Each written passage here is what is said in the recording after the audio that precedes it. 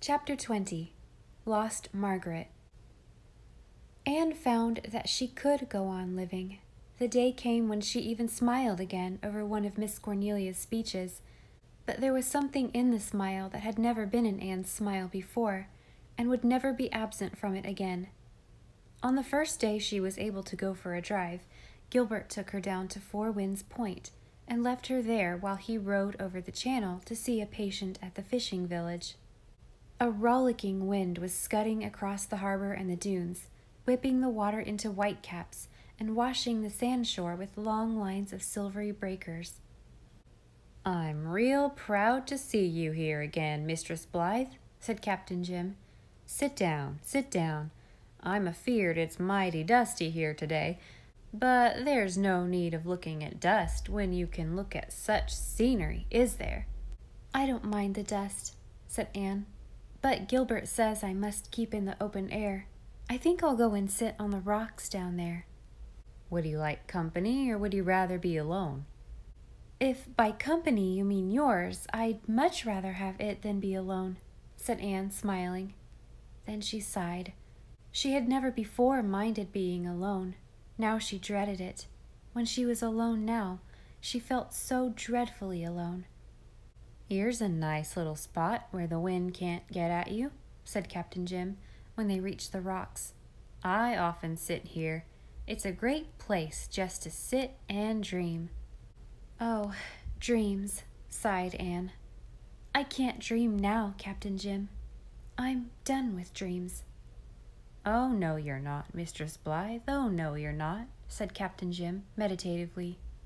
"I know how you feel just now, but if you keep on living, you'll get glad again, and the first thing you know, you'll be dreaming again. Thank the good Lord for it.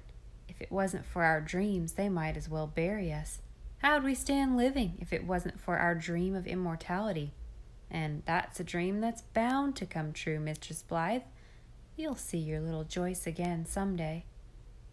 "But she won't be my baby," said Anne, with trembling lips. "Oh, she may be, as Longfellow says, a fair maiden clothed with celestial grace, but she'll be a stranger to me." "God will manage better'n that, I believe," said Captain Jim. They were both silent for a little time. Then Captain Jim said very softly, "Mistress Blythe, may I tell you about lost Margaret?" "Of course," said Anne gently. She did not know who Lost Margaret was, but she felt that she was going to hear the romance of Captain Jim's life. "I've often wanted to tell you about her," Captain Jim went on. "Do you know why, Mistress Blythe? It's because I want somebody to remember and think of her sometime after I'm gone. I can't bear that her name should be forgotten by all living souls, and now nobody remembers lost Margaret but me."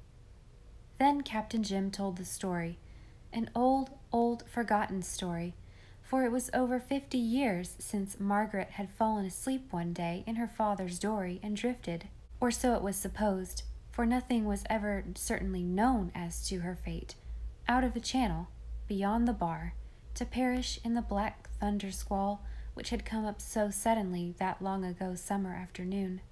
But to Captain Jim those 50 years were but as yesterday when it is past. "I walked the shore for months after that," he said sadly, "looking to find her dear, sweet little body, but the sea never give her back to me. But I'll find her sometime, Mistress Blythe. I'll find her sometime. She's waiting for me. I wish I could tell you just how she looked, but I can't. I've seen a fine, silvery mist hanging over the bar at sunrise that seemed like her. And then again I've seen a white birch in the woods back yonder that made me think of her.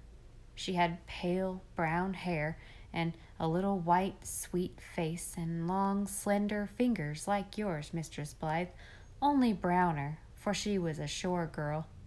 Sometimes I wake up in the night and hear the sea calling to me in the old way, and it seems as if lost Margaret called in it. And when there's a storm and the waves are sobbing and moaning, I hear her lamenting among them. And when they laugh on a gay day, it's her laugh, lost Margaret's sweet, roguish little laugh. "The sea took her from me, but some day I'll find her, Mistress Blythe. It can't keep us apart forever." "I am glad you have told me about her," said Anne. "I have often wondered why you had lived all your life alone." "I couldn't care for anyone else. Lost Margaret took my heart with her, out there," said the old lover, who had been faithful for 50 years to his drowned sweetheart.